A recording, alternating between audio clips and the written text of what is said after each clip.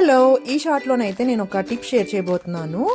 నార్మల్గా చాలామంది beauty powders use చేస్తుంటారు కదా ఫేస్ ప్యాక్ వేసుకోవడానికి.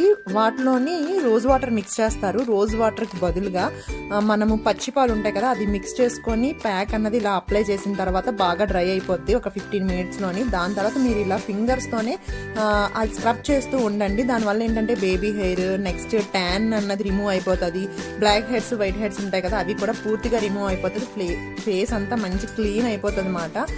డైరెక్ట్గా వాటర్తో క్లీన్ చేయడం కన్నా ఇలాగ మీరు చేయడం వల్ల ఏంటంటే మన స్కిన్ మీద ఉన్న బ్లాక్ హెడ్స్ అవన్నీ రిమూవ్ అవుతాయి అన్నమాట.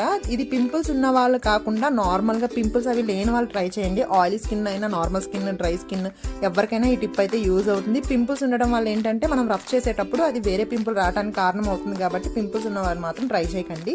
నా స్కిన్ అయితే ఇంత గ్లోగా అనిపిస్తుంది, అంటే నా హెయిర్ కూడా డ్రై అవ్వలేదు, అయినా ఇంత గ్లోగా కనిపించింది. ఈ టిప్ ఎలా ఉంది అన్నది కామెంట్